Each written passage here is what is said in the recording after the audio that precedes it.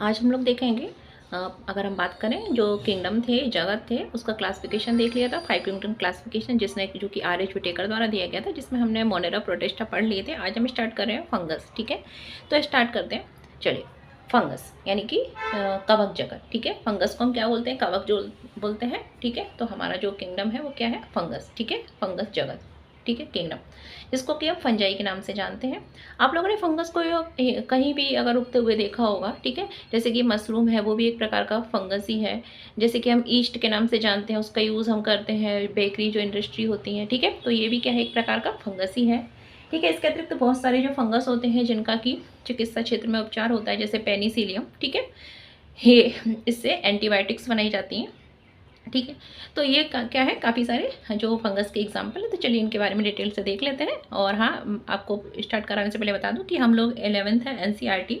ठीक है, bio class 11 की जो है एनसीईआरटी, उसका सेकंड चैप्टर रीड कर रहे हैं। तो जो लोग पढ़ना चाहते हैं वो मेरे चैनल को सब्सक्राइब कर सकते हैं। ठीक है, चलिए स्टार्ट करते हैं। देखो, कवक क्या है? अगर हम देखें तो परपोषी जीवों में फंजाई का जीव जगत में विशेष और अद्भुत स्थान है। यानी कि अगर हम बात करें जो परपोषी पैरासाइट्स होते हैं, ठीक है, उसमें अगर बात करें तो पैरासाइट में एक क्या है? हमारा फंगस भी है। ठीक है, ये अपना खाना खुद नहीं बनाता, खाने के लिए किस पर बात करें तो मृत जीवों वगैरह पर, ठीक है, डिपेंड होता है। इनकी आकार की तथा वास स्थानों में बहुत भिन्नता होती है। ठीक है, आपने नम रोटी, सड़े हुए फलों में फंगस को देखा होगा। आप लोगों ने देखा होगा कि जो फंगस लगा, जो हमारा जो खाना वगैरह है, जब वो खराब हो जाता है या ब्रेड्स वगैरह रखी रहती हैं, रोटी रखी रहती है, ठीक है, तो उन पर फफूंद टाइप की लगाती है, तो वही फफूंद क्या है? फंगस है। ठीक है, सामान्यतः छत्रक, कुकुरमुत्ता भी क्या है? फंगस ही है, यानी फंजाई भी है। जैसे कि मशरूम क्या है? उनको हम भोजन के रूप में यूज करते हैं, इसको हम छत्रक बोलते हैं। इसके अतिरिक्त कुकुरमुत्ता, ठीक है, जिसको टोडस्टूल कहते हैं, कहीं भी आप लोग देखिए कि जो बरसात के मौसम में अक्सर उगाते हैं, इनको खाया नहीं जाता है, जहरीले होते हैं। ठीक है, ये भी क्या है? फंगस है, लेकिन मशरूम खाया जाता है, काफी फायदेमंद है। अब हम बात करें तो सरसों की पत्तियों पर भी स्थित सफेद धब्बे परजीवी फंजाई के कारण ही होते हैं। यानी कि अगर हम फंगस की बात करें तो फंगस कैसे होते हैं? टोटली अगर बात करें तो पैरासाइट होते हैं, परपोषी होते हैं। ठीक है, अपना खाना खुद नहीं बनाते। ठीक है, मतलब ऑटोट्रॉफ्स नहीं होते हैं, याद रखना। ठीक है, परपोषी होते हैं, दूसरों पर डिपेंड है। ठीक है, पैरासाइट तो नहीं कह सकते। ठीक है, दूसरों पर डिपेंड होते हैं। अगर बात करें तो ये इनको सेप्रोट्रॉप बोलते हैं। इनको क्या बोलते हैं? सेप्रोट्रॉप, मृतोपजीवी हैं। ठीक है, मृत जीवों से अपना भोजन मेनली प्राप्त करते हैं। ठीक है, जो मोस्टली फंगस होते हैं। अगर बात करें, आप लोगों ने देखा होगा कि जो सरसों की पत्तियां वगैरह होती हैं, जब सरसों का साग आता है तो उस पर भी फंगल इन्फेक्शन जब हो जाता है तो उसकी जो पत्तियां हैं वो कैसी हो जाती हैं? थोड़ी थोड़ी सफ़ेद सफ़ेद सी हो जाती हैं। ठीक है, तो उस पर भी फंगल अटैक होता है।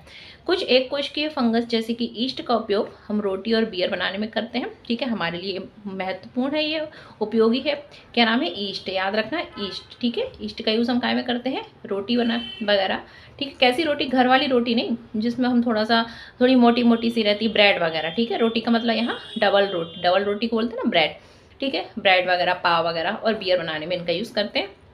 कुछ अन्य फंगस पौधे तथा जंतुओं जो हैं, कुछ अन्य जो फंजाई होते हैं वो पौधों और जंतुओं में रोग के कारण भी हो सकते हैं। ठीक है, जैसे मैंने बताया कि बहुत सारी डिसीज़ भी हमको इनके कारण हो सकती हैं। जैसे कि आपके बाल झड़ना वगैरह, आपके सर में फंगस हो जाता है, डेंड्रफ हो जाता है। डेंड्रफ क्या है? ये फंगस ही तो है। ठीक है, तो फंगस के कारण क्या होता है? पौधों और जंतु में कई सारे रोग हो जाते हैं। ठीक है, उदाहरण के लिए गेहूं में एक डिसीज़ हो जाती है जिसको हम बोलते हैं किट्टू रोग। ठीक है, ये किसके कारण होता है? पक्सीनिया नामक एक फंगस होती है, उसके कारण होता है। तो पूछा जाता है कि किट्टू रोग जो होता है वो किस में पाया जाता है? तो किट्टू रोग किस में होता है? गेहूं में होता है, और एक फंगस का नाम है पक्सीनिया, इसमें होता है। ठीक है, गेहूं का किट्टू रोग। ठीक है, याद रखना, किट्टू डिसीज हो। ठीक है, किसकी होती है मेनली अगर बात करें तो हमारे जो गेहूं वगैरह होते हैं ना, इनमें होती है, और ये पक्सीनिया नामक फंगस के कारण होता है। कुछ फंगल जैसे कि पेनिसिलियम से प्रतिजैविक का निर्माण होता है। तो एक फंगस तो हमने देख ली कि हमारे जो खाद्य क्षेत्र में यूज़ की जाती है, यानी कि भोजन वगैरह में, जैसे कि डबल रोटी, बियर बनाने में, क्या नाम है? सॉरी, ईस्ट का। सेकेंड फंगस हमने देख लिया कि जो रोग पैदा करती है पौधे जंतुओं में, जैसे कि हमने पौधों में रोग उत्पन्न करने वाले देख लिए, जैसे कि पक्सीनिया जो है वो किट्टू रोग उत्पन्न करती है। ठीक है, और वो किस में उत्पन्न करती है? गेहूं में उत्पन्न करती है, हमने देख लिया। इसके बाद हमने एक फंगस देखी जिसका यूज हम चिकित्सा क्षेत्र में करते हैं। ठीक है, उससे एंटीबायोटिक्स का निर्माण किया जाता है, उसका नाम क्या है? पेनिसिलियम। क्या है? पेनिसिलियम। ठीक है, उससे हम एंटीबायोटिक्स बनाते हैं, तो हमारे लिए उपयोगी भी है। ठीक है, कुछ हानिकारक है और कुछ उपयोगी भी है। ठीक है, हर चीज के दो पहलू होते हैं। अगर बात करें हम फंजाई की, तो फंजाई विश्वव्यापी है, यानी हर जगह फैले हुए हैं फंगस। ठीक है, विश्वव्यापी है और ये हवा, जल, मिट्टी में तथा जंतु और पौधों पर पाए जाते हैं। ठीक है, हर जगह है, यानी कि ये कैसे हैं, विश्वव्यापी हैं। ये गर्म तथा नम स्थानों पर सरलता से उग जाते हैं। कैसे स्थानों पर उगते हैं, गर्म और नम स्थानों पर सरलता से उग जाते हैं। ठीक है, क्या आपने कभी सोचा, मतलब ज़्यादा अगर बात करें फ्रिज में क्यों नहीं फंगस इन्फेक्शन ज़्यादा होता है, क्योंकि वो एकदम ठंडा होता है। ठीक है, ये कहाँ उगते हैं, तो बहुत गर्मी में उगेंगे, या फिर थोड़ा मॉइस्चर होगा ना, नम, तब उगते हैं। ठीक है, आप लोगों ने देखा होगा बारिश के टाइम पे जो दीवार अपनी होती है, घरों की दीवार, चमड़े वगैरह, लेदर के जो आइटम होते हैं, पर्स हैं, बेल्ट हैं, ठीक है, XYZ जो भी है, तो जूते भी हैं आपके, अगर गीले से ऐसे ही रखे हुए हैं बारिश में आकर, आपने साफ वगैरह नहीं किए, तो उस पर वाइट सा कुछ लग जाता है। ठीक है, तो वो क्या, फंगल ही है। तो ये गर्म और नम स्थानों पर सरलता से उगाते हैं। क्या आपने कभी अचार वगैरह में भी उगाते हैं, याद है, अगर अचार देखा होगा आप लोगों ने, अचार में अगर गीले हाथ डाल दो, ठीक है, तो वो खराब हो जाता है। तो ये गर्म और नम स्थानों पर सरलता से उग जाते हैं। क्या आपने कभी सोचा है कि हम अपने भोजन को रेफ्रिजरेटर में क्यों रखते हैं? क्योंकि देखो, ये मैंने बताया ना, ठंडे टेम्परेचर पर नहीं उगते। क्यों रखते हैं? हाँ, इससे हम अपने भोजन को बैक्टीरिया या फंगस से खराब होने से बचा सकते हैं। ठीक है, तो याद रखना, ये गर्म और नम स्थानों पर उगाते हैं, जबकि ठंडे स्थानों पर नहीं उगते। ठीक है, इसलिए तो हमारा खाना खराब होने से बचाने के लिए कहाँ, फ्रिज में रखते हैं। बात करें अगर फंजाई, तो फंजाई कैसे होते हैं, तंतुमयी होते हैं। ठीक है, तंतुमयी होते हैं, इनमें तंतु प्रेजेंट होते हैं। ठीक है, लेकिन ईस्ट, ठीक है, कुछ ना कुछ अपवाद भी होते हैं। तो ईस्ट जो है वो कैसा है, एक कोश की है। ईस्ट कैसा है, एक कोश की है, जो कि इसका अपवाद है। ठीक है, याद रखना, जो फंगस है मोस्टली कैसे होते हैं, तंतुमय होते हैं, लेकिन जो ईस्ट है, ठीक है, वो कैसा है थोड़ा मेरा गला खराब है ईस्ट जो है वो कैसा है, एक कोश की है, यूनिसेलर है, जो कि इसका अपवाद है, ये ऐसा नहीं होता। ठीक है अगर बात करें फंगस की, तो ये लंबी पतली धागेनुमा संरचनाएं बनाते हैं। ठीक है, जिन्हें हम क्या बोलते हैं, कवक के तंतु बोलते हैं। ठीक है, इसके फाइबर बोलते हैं, कवक तंतु बोलते हैं। कवक तंतु के जाल को हम क्या बोलते हैं, कवक जाल या माइसीलियम कहते हैं। तो पूछ सकते हैं माइसीलियम कौन बनाता है, तो माइसीलियम कौन बनाता है, फंगस बनाती है, और इनका जाल होता है, ठीक है, तंतुओं का बना हुआ, जिसे हम क्या बोलते हैं, माइसीलियम बोलते हैं। कवक जाल से तो आप लोग समझ जाएंगे, लेकिन माइसीलियम से नहीं समझ पाएंगे, तो इसलिए हर कोई माइसीलियम से नहीं समझ पाएगा, इसलिए प्रश्न में माइसीलियम आता है। माइसीलियम कौन बनाता है, फंगस। कुछ कवक तंतु सतत नलिकाकार होते हैं, जिनमें बहुकेंद्रीय कोश का द्रव्य भरा होता है। ठीक है जिन्हें संकोश का कवक तंतु भी कहते हैं। ये नहीं आएगा, माइसीलियम इंपॉर्टेंट है, याद रखना।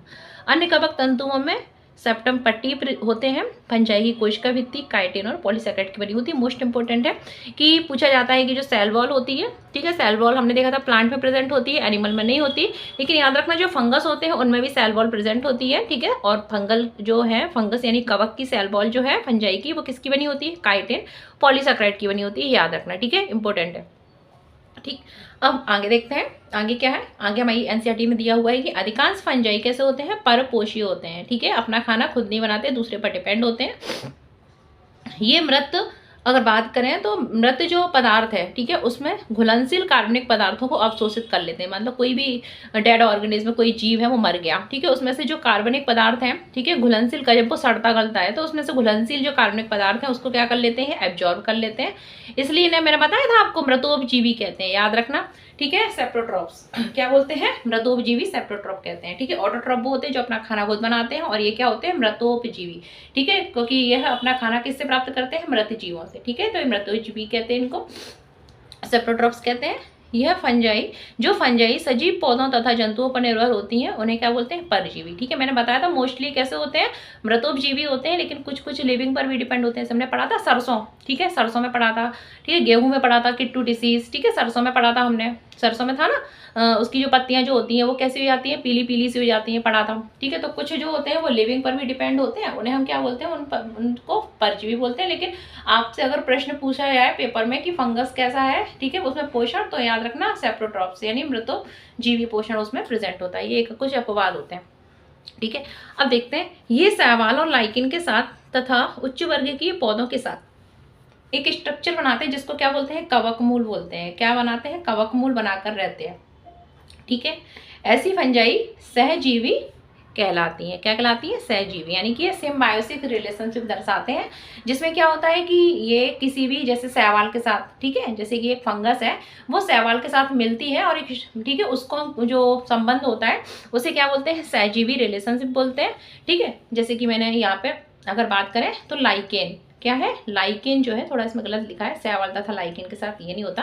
देखो ये पूछा जाता है कि लाइकेन क्या है, ठीक है। लाइकेन, कभी कभी एनसीईआरटी में भी गलत दिया रहता है लाइकेन। तो लाइकेन क्या है, अगर बात करें तो इसमें क्या होता है, फंगस होती है, ठीक है, हमारी कवक होती है और जो शैवाल होता है, तो ये साथ साथ संबंध बना लेते हैं। देखने पर ऐसा लगेगा कि ये दोनों जो है वो अलग अलग ना होकर इकट्ठा एक ही जीव है, जिसे हम क्या बोलते हैं, लाइकेन बोलते हैं। लेकिन इसमें क्या होता है कि दो ऑर्गेनिज्म होते हैं, दो जीव होते हैं, यानी कि फंगस भी होता है और एल्गा शैवाल भी होते हैं, ठीक है। तो याद रखना लाइकेन क्या है, लाइकेन सहजीवी संबंध दर्शाता है जिसमें फंगस और शैवाल मिलकर, ठीक है, एक दूसरे के साथ रहते हैं और इस संबंध को हम क्या बोलते हैं, सहजीवी संबंध बोलते हैं, ठीक है, याद रखना। यानी कि पूछा जाए लाइकेन क्या है, तो लाइकेन में फंगस, कवक और शैवाल, ठीक है, संबंध दर्शाते हैं, साथ साथ रहते हैं। जैसे आप, ये दोनों फ्रेंड हैं, ये इकट्ठे रह रहे हैं, एक खाना बना रहा है, ठीक है, तो एक बाजार से सब्जी ला रहा है, ऐसे समझ लो, ठीक है। अगर तो फिर में क्या होता है, जो फंगस होता है ना, वो तो क्या करता है, न्यूट्रिएंट्स को एब्जॉर्ब करता है, ठीक है, पोषक तत्वों को, ठीक है। और जो एल्गा है ये क्या करता है, खाना बना देता है, क्योंकि ग्रीन है, ठीक है। तो ये इस तरीके से रह लेते हैं।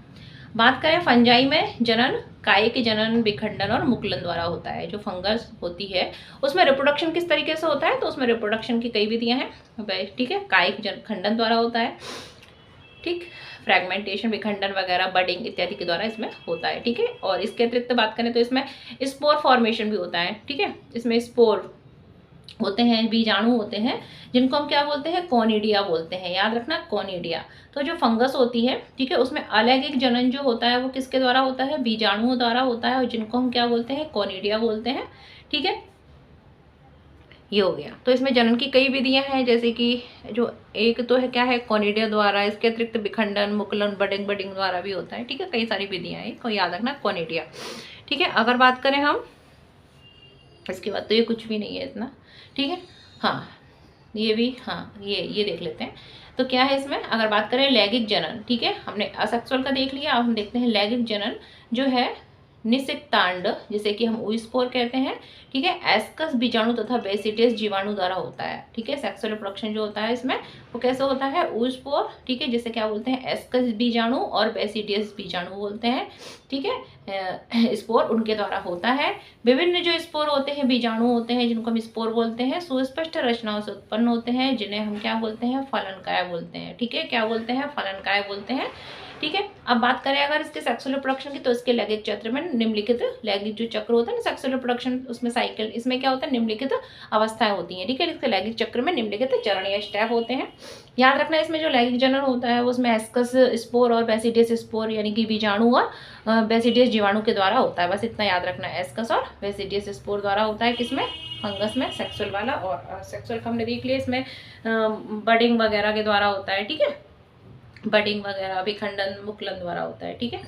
इसके बाद अगर हम बात करें दो चल अथवा अचल युग्मकों के प्रोटोप्लाज्म का, इसमें होता क्या है, सबसे पहले क्या होता है, दो चल यानी मोटाइल और नॉन मोटाइल जो गैमेट्स है उनका प्रोटोप्लाज्म सबसे पहले फ्यूज करता है।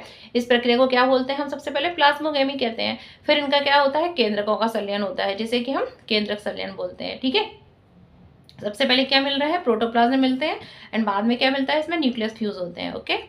अब अगर देखते हैं फिर अगला स्टेप क्या होता है, तो युग्मनज के, यानी कि जायगोट जब बन गया, जायगोट में मियोसिस के कारण अगुणित बीजाणु बनना, लैंगिक जनन में संयोग्य संगम के दौरान दो अगुणित कवक तंतु पास पास आ जाते हैं और संलित हो जाते हैं। बात में आपको मैं रखने में फ्यूजन हो जाता है, ठीक है। कुछ फंजाई में दो गुणित कोशिकाओं के संलयन से तुरंत बाद एक डिप्लॉइड, ठीक है, यानी कि द्विगुणित कोशिका बन जाती है। इसमें क्या होता है, एक डिप्लॉइड सेल बनती है बाद में, ठीक है।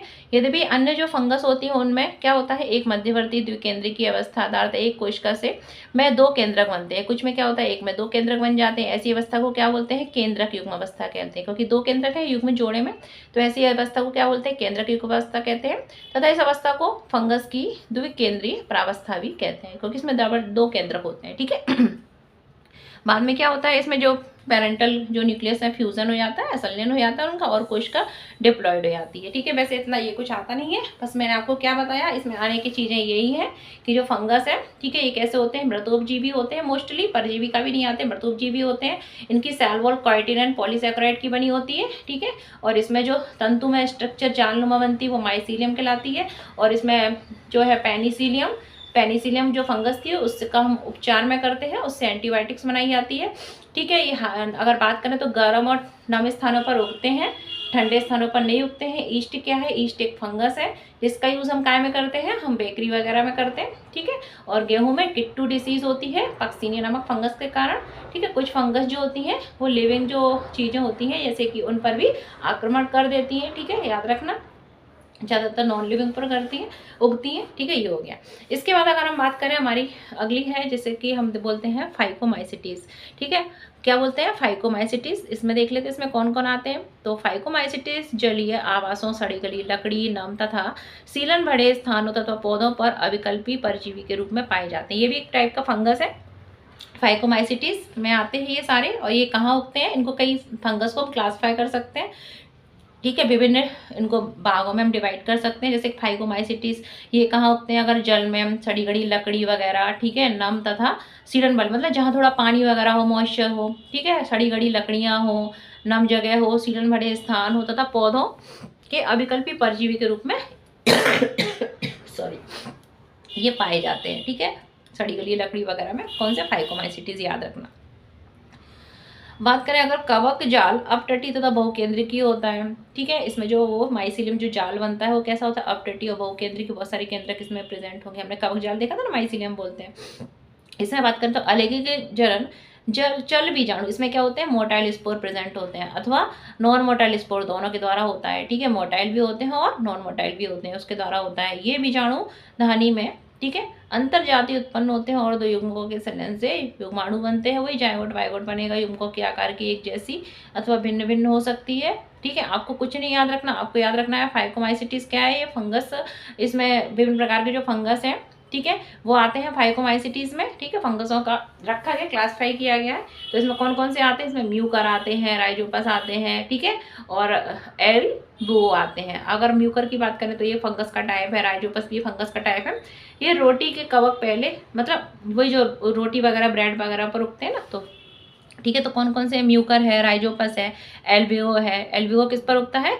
सरसों वगैरह पर उगता है, ठीक है। ये हो गया।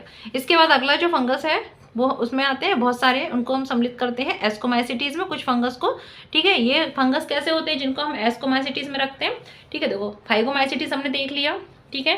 इसके अंतर्गत म्यूकर, राइजोपस वगैरह ब्रेड वगैरह पर उगाते हैं ना, राइजोपस एंड एल्बुओ वगैरह सरसों पर वगैरह उगते हैं, ठीक है, पत्ती वगैरह पर। अगला जो फंगस है हमारा वो है एस्कोमाइसिटीज। तो एस्कोमाइसिटीज में कौन कौन आते हैं? ये कैसे होते हैं पहले देख लेते हैं। ये थैली, इनको थैलस लाइक, मतलब थैली नुमा टाइप के होते हैं, थैलस लाइक होते हैं, ठीक है। इनको थैली फंजाई भी कहते हैं। ये अगर बात करें तो इसके अंतर्गत जैसे ईस्ट वगैरह है, कौन आते हैं? ईस्ट, जिसका नाम सैकरोमाइसिस बोलते हैं, ठीक है। इसके अतिरिक्त जैसे पेनिसिलियम वगैरह, ठीक है, ये सब, ठीक है, याद रखना। तो ये जो होते हैं वो कैसे होते हैं? इसके अतिरिक्त अगर हम देखें तो ये कैसे होते हैं? तो ये मृतजीवी होते हैं, मरे जो डेड मटेरियल होते हैं उस पर पाए जाते हैं। इसके अतिरिक्त परजीवी होते हैं, ठीक है। ये समल रागी होते हैं, ठीक है, यानी कि पशु विष्टा, पशुओं से अपना पोषण प्राप्त इत्यादि उन पर उगने वाले होते हैं, ठीक है, और इत्यादि। तो इसमें ऐसा कुछ भी नहीं है, आपको सिर्फ इसमें याद रखना है कि इसके कुछ उदाहरण अलग, जो मतलब कुछ एक्स्ट्रा एग्जाम्पल भी हैं, जैसे कि एस्परजिलस, ठीक है, याद रखना। एक क्या है? एस्परजिलस। ये जो है हमारा किस में आता है? ये हमने देखा था एस्कोमाइसिटीज में। फाइकोमाइसिटीज में हमने देख लिए थे। एस्कोमाइसिटीज में कौन आते हैं? अगर एस्परजिलस आता है, ठीक है, कौन सा आता है हमारा? एस्परजिलस आता है, ठीक है। इसके अतिरिक्त बात करें तो क्लेविसेप्स, ठीक है, आता है। इसके अतिरिक्त न्यूरोस्पोरा आते हैं। तो याद रखना जो न्यूरोस्पोरा है ना, इसको हम क्या बोलते हैं? पादप जगत का ड्रोसोफिला बोलते हैं। क्या बोलते हैं इसे? पादप जगत का ड्रोसोफिला। बस मोस्ट इंपॉर्टेंट है इसका कि पादप जगत का ड्रोसोफिला क्या कहलाता है? तो पादप जगत का जो ड्रोसोफिला है उसे हम न्यूरोस्पोरा कहते हैं। क्या कहते हैं? न्यूरोस्पोरा कहते हैं, याद रखना। अब इसे पादप जगत का ड्रोसोफिला क्यों कहते हैं? जिस तरीके से जेनेटिक्स में ज़्यादातर जो एक्सपेरिमेंट वगैरह में हम ड्रोसोफिला का यूज़ करते हैं, उसी तरीके से प्लांट वगैरह, प्लांट किंगडम में हम न्यूरोस्पोरा का यूज़ करते हैं, इसलिए इनको हम पादप जगत का ड्रोसोफिला बोलते हैं, याद रखना, मोस्ट इंपॉर्टेंट है, ठीक है। तो कौन कौन से हैं? क्लेविसेप्स, ठीक है, एस्परजिलस, न्यूरोस्पोरा, ठीक है, ये सब जो हैं वो क्या है? अगर बात करें तो ये हमारे फंगस है। अगला हमारा है बेसिडियोमाइसिटीज। तो हमने सबसे पहले फंगस में फाइकोमाइसिटीज देख लिया, ठीक है, एस्कोमाइसिटीज देख लिया। नेक्स्ट है बेसिडियोमाइसिटीज, ठीक है, फाइकोमाइसिटीज हो गया, ठीक है। उसके बाद हमने एस्कोमाइसिटीज एंड बेसिडियोमाइसिटीज, ठीक है। इसकी एक ट्रिक बना लेते हैं, फाइकोमाइसिटीज, एसिडियोमाइसिटीज एंड बेसिडियोमाइसिटीज, ठीक है। इसके बाद हम देखेंगे ड्यूट्रोमाइसिटीज। तो ये 4 है, ठीक है, FABD, ठीक है, कौन सी, FABD, ठीक है, याद रखना, फाइकोमाइसिटीज, एसिडियोमाइसिटीज, बेसिडियोमाइसिटीज एंड ड्यूरोमाइसिटीज, FABD, ठीक है। बेसिडियोमाइसिटीज देख लेते हैं। तो बेसिडियोमाइसिटीज के जो सदस्य है उसके अंतर्गत अगर बात करें तो मशरूम है, ब्रैंक फंजाई अथवा पफ बॉल है। कौन है, mushroom, bracket fungi and puff ball है। ये बात करें तो मिट्टी में, लट्ठे में, वृक्ष के ठूंठों पर, सजीव पादपों के अंदर परजीवी के रूप में पाए जाते हैं, ठीक है। ये जैसे किट्टू तथा कंड इसके अंतर्गत आते हैं, जैसे कि, और अगर बात करें तो कवक जड़ शाखित, तो इनका जो माइसीलियम होता है वो शाखित हो सकता है, पट्टी हो सकता है। इसमें अलैंगिक बीजाणु प्राय नहीं पाए जाते, याद रखना। इसमें जो एसेक्सुअल रिप्रोडक्शन के लिए जो होते हैं, ठीक है, वो नहीं पाए जाते, बीजाणु नहीं पाए जाते, ठीक है। इसमें हम मेनली एग्जाम्पल देख लेते हैं जो पूछे जाते हैं। तो इसका एग्जाम्पल हमारा क्या है, पक्सीनिया। क्या है, पक्सीनिया, ठीक है। गेहूं में रोग उत्पन्न करता है ना पक्सीनिया, किट्टू डिसीज, तो इसका एग्जाम्पल है पक्सीनिया। इसके अतिरिक्त है एगेरिकस, ठीक है। एगेरिकस जो है ये क्या है, मशरूम, ठीक है। एगेरिकस जो है मशरूम, जिसको बोलते हैं एगेरिकस, ठीक है। और पक्सीनिया ये एक फंगस है हमारा, ठीक है, बेसिडियोमाइसिटीज का। इसके अतिरिक्त ऑस्टिलेडो, ठीक है, इसका नॉर्मल हिंदी कुछ मतलब लोकल लैंग्वेज में कंड वंड बोलते हैं इसको, ठीक है। तो पक्सीनिया, ठीक है, इसे किट्टू फंगस भी बोलते हैं, ये गेहूं में रोग उत्पन्न करता है। एंड ऑस्टिलेगो जिसे कंड बोलते हैं, एंड एगेरिकस जिसे मशरूम भी कहते हैं। ये सब क्या है, हमारे बेसिडियोमाइसिटीज के एग्जाम्पल है। बाकी इतना कुछ नहीं करना, ये 12th में रहता है बीच का, इतना कुछ नहीं रहता, ठीक है। अगला फंगस हमारा क्या है, ड्यूटेरोमाइसिटीज। तो इसे क्या बोलते हैं हम, अपूर्ण कवक बोलते हैं। याद रखना, पूछ सकते हैं कि वो कौन सा कवक है जिसे कि हम अपूर्ण कवक बोलते हैं। तो वो ड्यूटेरोमाइसिटीज हम है जिसे कि अपूर्ण कवक बोलते हैं, ठीक है। अगर इसके एग्जाम्पल देखें तो इसमें कौन कौन से आते हैं ड्यूटेरोमाइसिटीज में, तो इसमें कई सारे आते हैं, जैसे कि अल्टरनेरिया, ठीक है, एंड कॉलिट्रोट्राइकम एंड ट्राइकोडर्मा, ठीक है, ट्राइकोडर्मा, ठीक है। कौन कौन से हैं ड्यूटेरोमाइसिटीज में, अल्टरनेरिया, ठीक है, कॉलिट्रोट्राइकम एंड ट्राइकोडर्मा, ठीक है। ये क्या है, हमारे ड्यूटेरोमाइसिटीज में आते हैं, याद रखना, ठीक है। बाकी कुछ नहीं आना है इसमें। इसके बाद हम अगर बात करें तो हमने मोनेरा देख लिया था, प्रोटिस्टा देख लिया था, ठीक है। देखो इधर आपको बता देती हूँ, जिन्होंने नहीं देखा हो लिंक के डिस्क्रिप्शन बॉक्स में दी हुई है, चैप्टर 1 और चैप्टर 2 के शुरू की, तो देख लीजिएगा। तो चैप्टर 2 में हमने क्या देख लिया था, हमने मोनेरा देख लिया था, प्रोटिस्टा देख लिया था, फंजाई अब देख लिया। अब हम पढ़ रहे हैं प्लांटी एंड लास्ट में पढ़ेंगे एनिमेलिया, ठीक है। तो प्लांटी देख लेते हैं, अगला जो किंगडम है हमारा प्लांटी किंगडम, ठीक है। तो बात करें प्लांटी में क्या आएंगे, प्लांट आएंगे, ठीक है, चौथा किंगडम है। तो पादप जगत में कौन आते हैं, सभी वो जीव आते हैं जो कैसे होते हैं, यूकैरियोट्स, ठीक है। हमने क्या देखा था, प्रोकैरियोट्स ओनली किस में आ रहे थे, मोनेरा में आ रहे थे। प्रोकैरियोट्स किस में थे, मोनेरा में, बाकी सारे तो यूकैरियोट्स ही हैं। तो इसमें कौन आते हैं, ऐसे प्लांट आते हैं जो यूकैरियोट्स हैं, और जिसमें क्या होता है, क्लोरोफिल होता है। यानी कि प्लांटी में वो आते हैं जिनमें क्या होता है, क्लोरोफिल होता है, याद रखना, क्लोरोफिल होता है, ठीक है। ऐसे जीवों को हम क्या बोलते हैं, पादप प्लांट बोलते हैं, जिसमें कुछ कैसे होते हैं, कीट पक्षी होते हैं, यानी कि कीड़े वगैरह खाते हैं, ठीक है। नेपेंथिस पेचार प्लांट के बारे में सुना होगा, कीट पक्षी होते हैं, तथा परजीवी आंशिक रूप से, ठीक है, और परजीवी होते हैं। ये कैसे होते हैं, आंशिक रूप से विषमपोषी होते हैं, हेटेरोट्रॉप्स, ठीक है, विषमपोषी होते हैं। एग्जाम्पल जैसे ब्लेडर वर्म, क्या है, bladder worm, Venus fly trap, ठीक है, ये दोनों क्या है, कीटपक्षी पौधे हैं। याद रखना, कीटपक्षी पौधे कौन कौन से हैं, bladder worm and Venus fly trap, ये कीटपक्षी पौधे हैं, ठीक है। इसके अतिरिक्त अगर हम बात करें तो एक है अमरवेल। अमरवेल जो है जिसे कसकुटा बोलते हैं, ये क्या है, परजीवी। किसी भी पेड़ पर आपने देखा होगा एक बेल चढ़ी रहती है, ठीक है, और उसमें पत्ती वत्ती नहीं होती है, तो उसे क्या बोलते हैं, अमरवेल बोलते हैं, जो एक पैरासाइट है, ठीक है, टोटली पैरासाइट है, याद रखना, कसकुटा पूछा जाता है। ये सब क्या है, प्लांटी है, ठीक है, ये परजीवी है लेकिन, और ये क्या है, कीटपक्षी है, ठीक।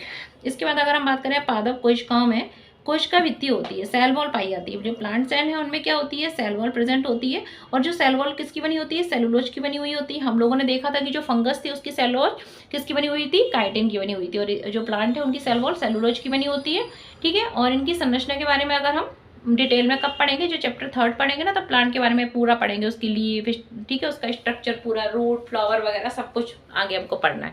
तो अभी बस याद रखना है आपको कि प्लांट कई प्रकार के होते हैं, ठीक है। कुछ कैसे होते हैं, कीट पक्षी होते हैं, कुछ परजीवी होते हैं, टोटली पूरा डिपेंड है। कुछ जो होते हैं कीट वीट को खाते हैं, कुछ जो होते हैं वो दोनों प्रकार का पोषण करते हैं, कीट वीट भी खाते हैं, ठीक है। और कुछ मेनली ग्रीन तो है, तो फोटोसिंथेसिस तो करेंगे, ठीक है। अगर बात करें प्लांटी में, तो प्लांटी पादप जगत में कौन कौन आते हैं, शैवाल आते हैं, ब्रायोफाइटा आते हैं, टेडोफाइटा आते हैं, जिम्नोस्पर्म आते हैं, और एंजियोस्पर्म आते हैं। याद रखना, फंगस नहीं आता, क्या आता है, शैवाल, एल्गा, ब्रायोफाइटा, टेडोफाइटा, जिम्नोस्पर्म और एंजियोस्पर्म। आप लोगों ने नाम सुना होगा, जब मैंने मोनेरा पढ़ाया था तब मैंने एक बताया था BGA, क्या बताया था आपको, BGA, यानी कि ब्लू ग्रीन एल्गी, नीले हरित शैवाल। तो ठीक है, ये शैवाल नहीं होते, ये क्या है, एक प्रकार के बैक्टीरिया है। ठीक है, याद रखना, शैवाल अलग है और बीजी है। ब्लू ग्रीन एल्गी जो है उनका नाम जरूर एल्गी है, ब्लू ग्रीन एल्गी, लेकिन वो बैक्टीरिया होते हैं, शैवाल नहीं है, प्लांट में नहीं आते, याद रखना, मोनेरा में आते हैं।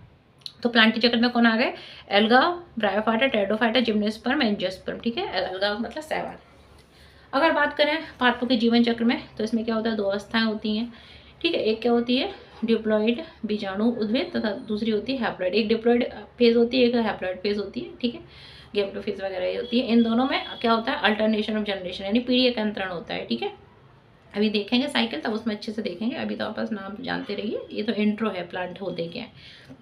विभिन्न प्रकार के पादप वर्गों में अगुणित तथा डिप्लॉइड प्रवस्थाओं की लंबाई, ठीक है, के अनुसार इनको भिन्न भिन्न होती हैं।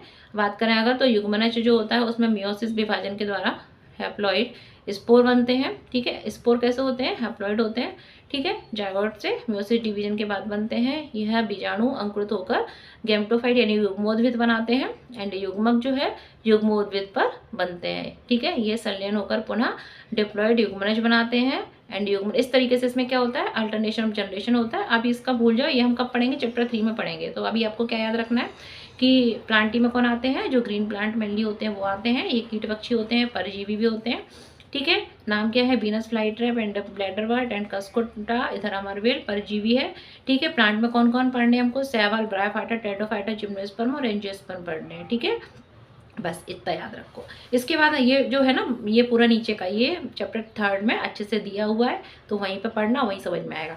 इसके बाद हम देख रहे हैं क्या, अगला किंगडम, 5वां एंड लास्ट किंगडम है जंतु जगत। ठीक है, जिसको बोलते हैं एनिमेलिया, और इसमें कौन आएंगे, जंतु, यानी कि आप में गाय कुत्ता वगैरह जो भी कुछ है वो सब एनिमेलिया में ही आते हैं। ठीक है, अब इस जगत में अगर बात करें तो विषमपोषी यूकैरियोट्स आते हैं। ये कैसे होते हैं, बहुकोशिकीय। ठीक है, इनका शरीर एक से अधिक कोशिकाओं का बना होता है। इनमें अगर बात करें तो कोशिका भित्ति नहीं पाई जाती, सेल वॉल एनिमल में नहीं पाई जाती ना, हाँ, तो इनमें कोशिका भित्ति नहीं पाई जाती। ये भोजन के लिए डायरेक्ट और इनडायरेक्ट यानी परोक्ष और अपरोक्ष रूप से किस पर डिपेंड होते हैं, पौधों पर डिपेंड होते हैं। और ये मेनली कौन होते हैं अगर बात करें, ठीक है, ये जो होते हैं वो कंज्यूमर होते हैं, उपभोक्ता होते हैं। और प्लांट जो होते हैं वो कौन होते हैं, प्रोड्यूसर होते हैं हमारे। ठीक है, ये क्या होते हैं, उत्पादक होते हैं। ठीक है, तो ये जो होते हैं अगर बात करें तो ये पौधों पर डिपेंड होते हैं। ठीक है, अगर बात करें तो ये अपने भोजन को एक आंतरिक गुहा में पचाते हैं। हम लोगों में डाइजेस्टिव सिस्टम होता है ना, पाचन तंत्र, हाँ, तो आंतरिक गुहा में पचाते हैं और भोजन को ग्लाइकोजन अथवा फैट के रूप में संग्रहित करते हैं। ठीक है, इनमें प्राणी संपोषण अथवा भोजन का अंतर्ग्रहण करना होता है। हम भोजन को ग्रहण करते हैं, फिर उसका पचाते हैं, फिर अवशोषण, स्वांगीकरण वगैरह ये पाचन तंत्र में पढ़ेंगे, ये सब होता है एनिमल में। ठीक है, हमारे में वृद्धि का एक पैटर्न होता है। ठीक है, और फिर क्या होता है, एक वयस्क जीव बनता है। बात करें तो अगर बात करें उच्च कोटि के जीवों में विस्तृत संवेदी तथा तंत्र का क्रियाविधि विकसित होती है।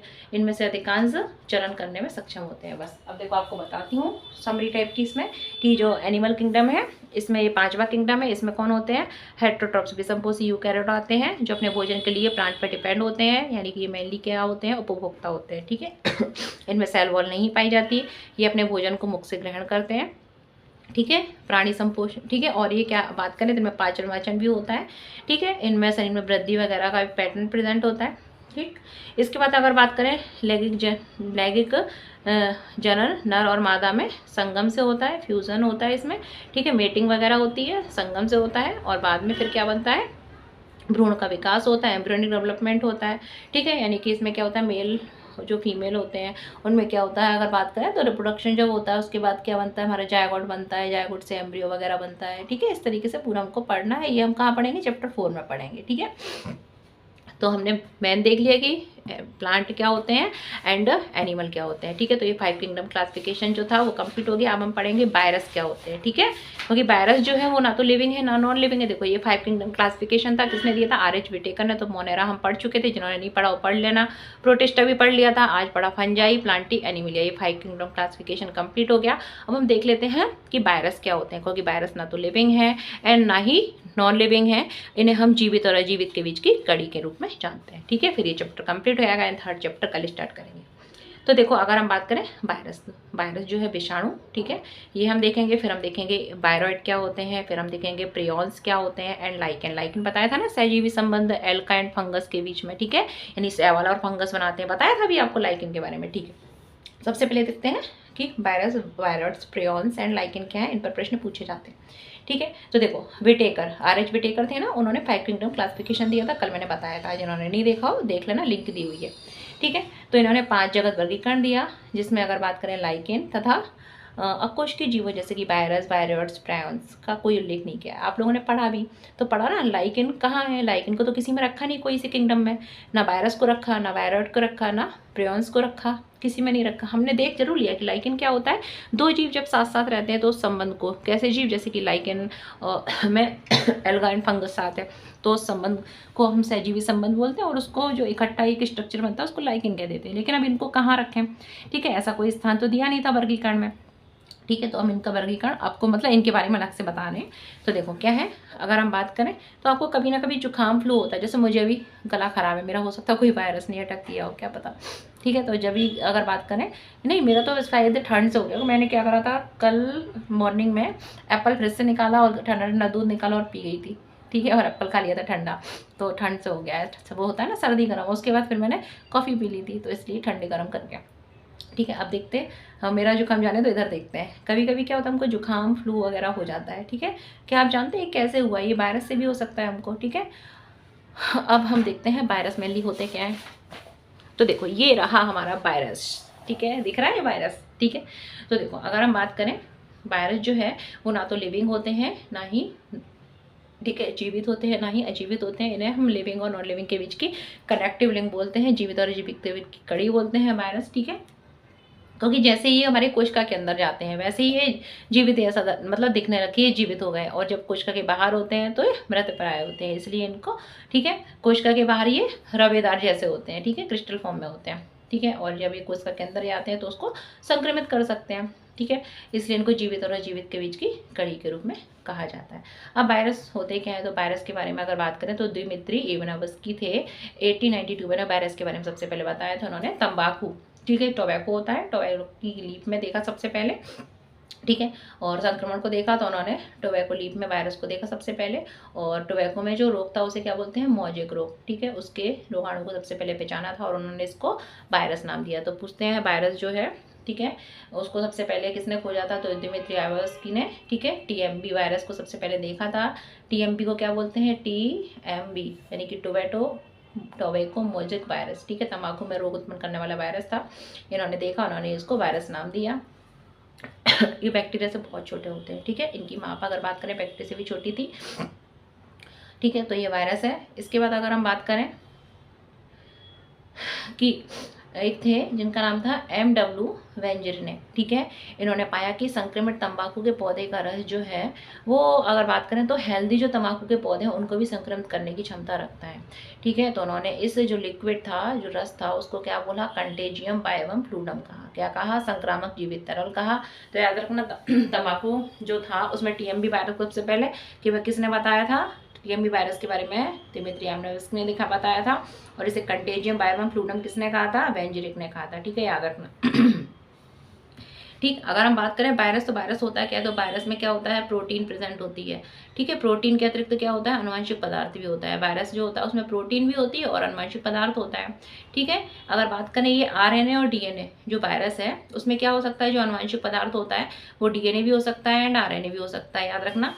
ठीक है। जो वायरस होता है उसमें क्या होता है, प्रोटीन होती है, प्रोटीन के अतिरिक्त तो उसमें जेनेटिक मटेरियल भी होता है, और जो जेनेटिक मटेरियल होता है वो DNA भी हो सकता है और RNA भी हो सकता है। आपने सुना होगा RNA वायरस, DNA वायरस, इस तरीके से। ठीक है। किसी भी वायरस में RNA तथा DNA दोनों नहीं होते। ठीक है। याद रखना, वायरस में या तो एक होता है जेनेटिक मटेरियल, या तो RNA होता है या DNA होता है। ठीक है। अच्छा बताओ आप में क्या है, DNA है कि RNA, कमेंट बॉक्स में कमेंट करके बताना, फिर मैं बताऊंगी कि कितने बच्चों ने सही बोला, कितने में गलत बोला। और हाँ, गूगल से सर्च करके मत बताना। ठीक है। तो आप में क्या है, DNA है कि RNA है कि दोनों है कि कुछ भी नहीं है। ठीक है। याद रखना, वायरस जो होता है वो एक प्रकार का है, तो RNA वायरस होगा या DNA वायरस होगा। ठीक है। दोनों नहीं होते, याद रखना, किसी भी वायरस में दोनों नहीं होते। अब बात करें अगर वायरस, तो वायरस क्या है, केंद्रक प्रोटीन, ठीक है, होती है, और इसका आनुवंशिक पदार्थ, ठीक है, जो कैसा होता है, संक्रामक होता है। वायरस जो होता है उसमें केंद्रक प्रोटीन और इसका जो आनुवंशिक पदार्थ होता है, या तो DNA होगा या RNA, दोनों ही कैसे होते हैं, इन्फेक्टियस यानी कि संक्रामक होते हैं, दोनों ही रोग फैला सकते हैं। ठीक है। प्राय सभी पादप वायरस जो होते हैं उसमें एक लड़ी वाला क्या होता है, आरएनए होता है। जो प्लांट वायरस होते हैं ना, उसमें ज़्यादातर में क्या होता है, सिंगल स्ट्रैंड आरएनए होता है, एक लड़ी वाला क्या होता है, आरएनए होता है। जबकि जो एनिमल वायरस होते हैं उसमें सिंगल और डबल स्ट्रैंड कुछ भी हो सकता है, आरएनए भी हो सकता है, डीएनए भी हो सकता है। यानी कि जो पौधों में रोग उत्पन्न करते हैं, ठीक है, पौधों में रोग उत्पन्न करने वाले कौन होते हैं, आरएनए वायरस होते हैं। और वो कैसे होते हैं, सिंगल स्ट्रैंड, एक लड़ी वाले। जबकि जो जंतुओं में रोग उत्पन्न करने वाले वायरस होते हैं ना, एनिमल वायरस, वो कैसे हो सकते हैं, सिंगल स्ट्रैंड भी हो सकते हैं, डबल स्ट्रैंड भी हो सकते हैं, और उनमें आरएनए भी हो सकता है या डीएनए, दोनों में से लेकिन होगा कोई है, ठीक है। जैसे कि हमने कोरोना में, कौन सा वायरस था कोरोना में, डीएनए था कि आरएनए वायरस था, बताओ, कमेंट बॉक्स में कमेंट करके बताएंगे, ठीक है। अगर हम बात करें बैक्टीरियल वायरस अथवा बीजाणुभोजी क्या होते हैं, ठीक है, बैक्टीरियल वायरस यानी बैक्टीरिया को खत्म करने वाला वायरस जो होता है उसे हम क्या बोलते हैं, जीवाणुभोजी, बैक्टीरियोफेज बोलते हैं। ये कहाँ पाया जाता है, गंगा नदी में पाया जाता है। और इसी वायरस के कारण हमारा जल संक्रमित नहीं होता, क्योंकि गंगा में जो भी बैक्टीरिया वगैरह होते हैं उनको ये वायरस जो होता है खत्म कर लेता है, ठीक है। इसलिए पूछा जाए कि बैक्टीरियोफेज क्या है, तो गंगा नदी में पाया जाने वाला क्या है, वायरस है, ठीक है। इसी कारण हमारे गंगा नदी का पानी खराब नहीं होता, ठीक है। अगर हम बात करें जो वायरस है, इसमें क्या होता है, प्रोटीन का बाहर आवरण होता है, अंदर जो होता है वो जेनेटिक मटेरियल, डीएनए, आरएनए कुछ भी हो सकता है। जो बाहर जो आवरण होता है ना, इस आवरण को हम क्या बोलते हैं, कैप्सिड बोलते हैं। क्या बोलते हैं, कैप्सिड बोलते हैं, ठीक है। और ये छोटी छोटी सा यूनिट से मिलकर बना होता है ना, ये पूरा आवरण कैप्सिड कहलाता है। और जो एक आपको इस तरीके से अंगूर जैसी रचनाएं दिख रही होंगी, तो ये एक यूनिट जो होती है उसको हम क्या बोलते हैं, कैप्सुमियर बोलते हैं। ये भी क्या होता है, इन्फेक्टियस यानी कि संक्रामक होता है। इसके अंदर जो जेनेटिक मटेरियल है वो तो संक्रामक होता ही होता है, ठीक है। अगर हम बात करें, कुछ वायरस के नाम आपने सुने होंगे, जैसे कि मम्स वायरस, चिकन पॉक्स का वायरस, हर्पीज वायरस, सर्दी जुकाम इन्फ्लुएंजा वायरस, ठीक है, एड्स वायरस, ठीक है। तो ये सारे जो रोग हैं वो वायरस के कारण होते हैं। इसके अतिरिक्त पेड़ पौधों को भी संक्रमित करते हैं, ठीक है। पत्तियां मुड़ जाती हैं, पीली हो जाती हैं, ठीक है, पत्ते छोटे रह जाते हैं, ये सब वायरस के कारण होता है। तो हमने वायरस देख लिया। इसके बाद अगर हम बात करें, अगला है हमारा वायरॉइड्स। वायरॉइड्स क्या होता है, तो वायरस के बारे में किसने बताया था, अगर बात करें तो एक साइंटिस्ट थे जिनका नाम था टियो डाइनर। उन्होंने एक नया संक्रामक कारक खोजा जो कि वायरस से भी कैसा था, छोटा था, ठीक है, जिससे हम वायरॉइड बोलते हैं। और ये कैसा था, अगर बात करें इसके चारों ओर प्रोटीन जो होती है ना, ये वायरस के चारों ओर, तो जो वायरॉइड था उसमें ये चारों ओर प्रोटीन नहीं पाई जाती थी, नेकेड था, ठीक है, नेकेड। तो नेकेड वाला क्या हुआ, वायरॉइड्स हुआ, ठीक है। जिसके कारण एक डिसीज़ होती है जिसे हम बोलते हैं पोटैटो स्पिंडल ट्यूमर नामक रोग होता है आलू में, एक इसके कारण होता है, वायरॉइड के कारण होता है, ठीक है। अगर बात करें वायरॉइड में आरएनए तथा प्रोटीन आवरण जो वायरस में पाए जाते हैं उनका क्या होता है, अभाव होता है, इसलिए वायरॉइड के नाम से जाने जाते हैं। वायरॉइड में आरएनए का आणविक भार कम होता है। याद रखना, वायरॉइड कौन होते हैं, नेकेड होते हैं। कैसे होते हैं, नेकेड होते हैं, ठीक है, naked RNA called virus, viroid, ठीक है। एंड अगला क्या है, प्रियॉन्स या प्रियॉन या प्रोन्स, ये क्या होते हैं, इसमें अगर बात करें तो इसमें प्रोटीन का आवरण तो होता है लेकिन जो जेनेटिक मटेरियल है वो नहीं पाया था, ठीक है। देख लेते हैं। आधुनिक चिकित्सा में कुछ संक्रामक न्यूरोलॉजिकल बीमारियां असामान्य रूप से फोल्ड प्रोटीन वाले कारकों द्वारा प्रेषित होती है, यानी कि इसमें जो प्रोटीन होता है वही रोग फैलाता है, ठीक है। इस कारकों का आकार वायरस के आकार से समान होता है, इनका तो बहुत छोटा, इनका समान होता है, वायरस के समान होता है। इन कारकों को प्रोसंग कहते हैं। क्या कहते हैं, प्रोसंग कहते हैं। प्रोसंग द्वारा प्राणियों में होने वाली सबसे उल्लेखनीय बीमारी कौन सी है, बेवॉइन, ठीक है, स्पीजीफॉर्म एन्सेफेलोपैथी है। याद रखना, ये किस में होती है, एनिमल में होती है। और ये इसमें पोटैटो स्पिंडल नाम से ही समझ में आ रहा है कि ये किस में होता है, प्लांट में, ठीक है। और मनुष्य में होने वाली एक डिसीज़ है जिसे कि बोलते हैं जैकब डिसीज़। याद रखना, जैकब रोग, ठीक है, ये मनुष्य में होता है। एक डिसीज़ है मेड काउ डिसीज़, ये किस में होती है, मवेशियों में हो जाती है, ठीक है। तो ये प्राइम्स के कारण होती है, ओके। तो ये जो होता है इसमें क्या होता है, प्रोटीन का आवरण नहीं पाया था, इसमें प्रोटीन का आवरण होता है, वही रोग उत्पन्न करता है। एंड अगला लास्ट है हमारा चैप्टर सेकंड का लाइकेन। तो लाइकेन क्या है, मैंने आपको पहले बताया था, ये एक सिम्बायोटिक रिलेशनशिप होती है जिसमें कि हमारी एल्गा, ठीक है, शैवाल और कवक साथ साथ रहते हैं। जो शैवाल है वो क्या करता है, कवक के लिए भोजन, संश्लेषित भोजन बनाता है क्योंकि ये ग्रीन है। और कवक जो होती है वो शैवाल को आश्रय देती है तथा खनिज और जल का अवशोषण करती है। इनका सहवास इतना घनिष्ठ होता है कि यदि प्रगति से लाइकोन को देख लो तो अनुमान लगाना असंभव है कि इसमें दो विभिन्न जीव हैं, यानी भिन्न भिन्न जीव हैं, ठीक है। लाइकेन जो होते हैं अगर बात करें तो वायु प्रदूषण के बहुत अच्छे संकेतक इंडिकेटर होते हैं, ठीक है।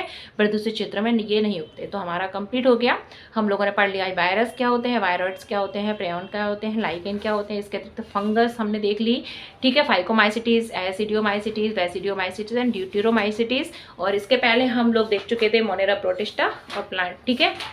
वगैरह। आज फंजाई, प्लांटी, एनिमेलिया वगैरह कंप्लीट कर लिया, तो जिन्होंने नहीं देखा हो वो पढ़ लीजिएगा। हम लोग मिलते हैं अब किसके साथ, अगर हम पढ़ेंगे अब वनस्पति जगत, हमारा नेक्स्ट चैप्टर 3, ठीक है। तो पढ़ते रहिए, लाइक से सब्सक्राइब कर दीजिए।